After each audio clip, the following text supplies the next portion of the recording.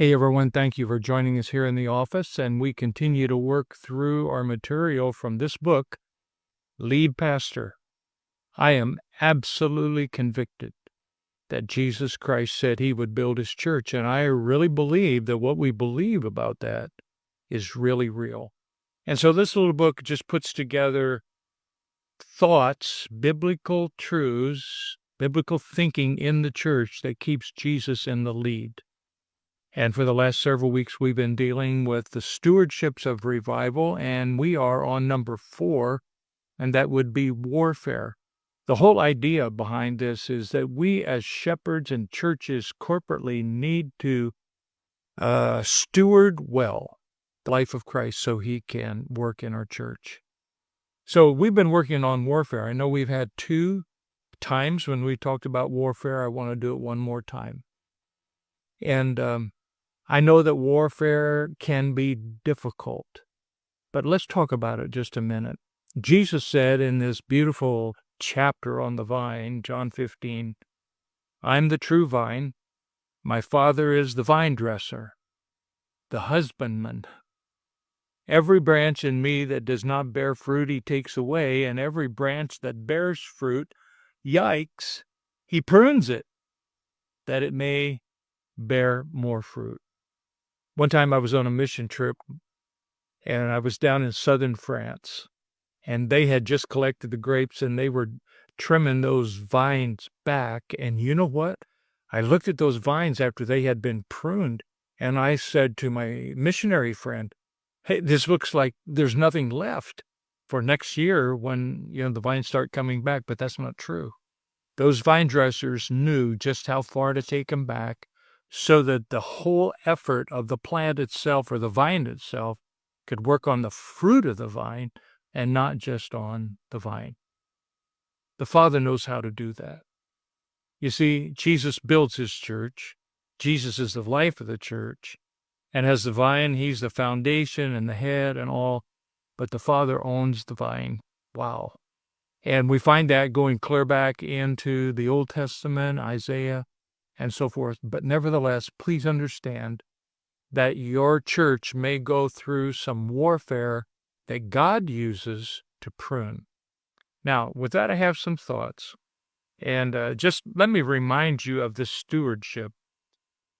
The authority and the sufficiency of Christ is tried and proven in the oven of adversity. There must be adversity. And we've studied about that the last couple times. And our stewardship in this is to fight or agonize the good fight of faith, according to 1 Timothy 6:12.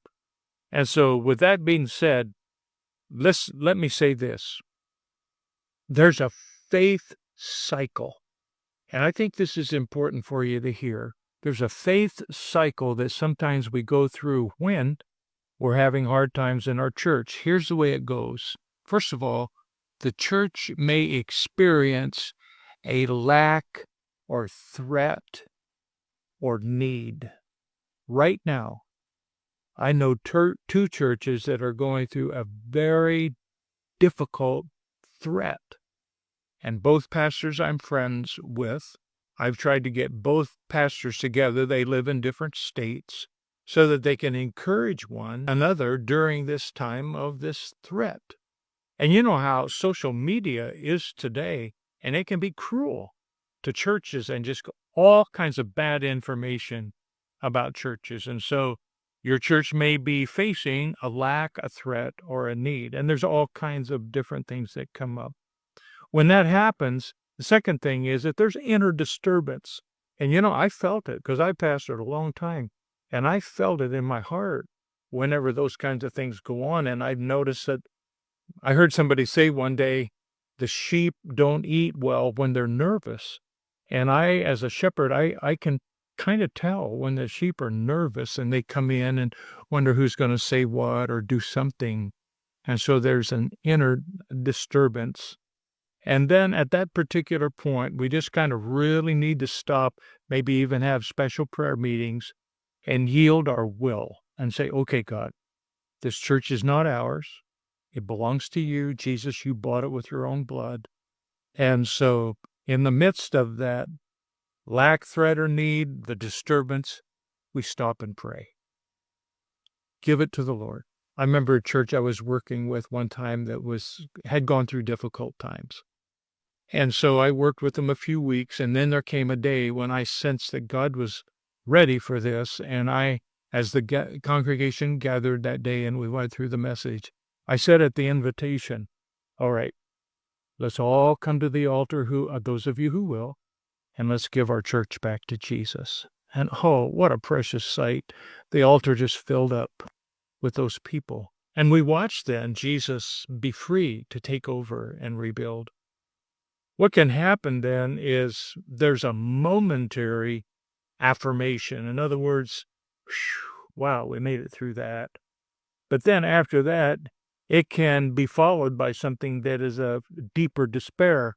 Kind of like when God said to Abraham, I'm going to make of you a great nation, but we can't have any babies. And so there's a death of a vision right there. And so now they're getting older, and there's a double death of a vision. Sometimes our ministries go through that. You may have the death of a vision for a while, maybe a double death, but continue to believe.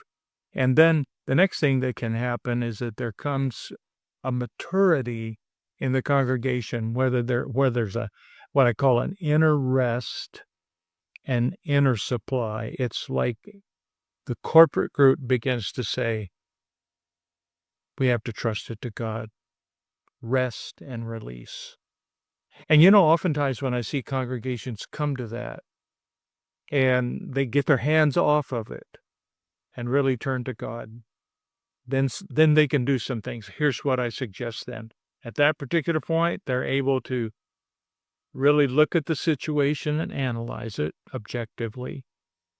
They can birth a plan of action that they can do, and then they can begin again, you guys, to take faith-sized steps. And so there's a cycle that churches go through. I wanted to just make you aware of that. It's all in this book. This book is available on our website for you to download free of charge. You can talk to us about these things, but nevertheless, the idea is warfare is a part of the stewardship of the life of Christ. And we need to get good at it because, the Old Testament saints faced it, the New Testament apostles faced it, and in the midst of all of that, some handled it well, some took matters into their own hands and made it worse. We need to keep it before the Lord. Let me close with this little thought today.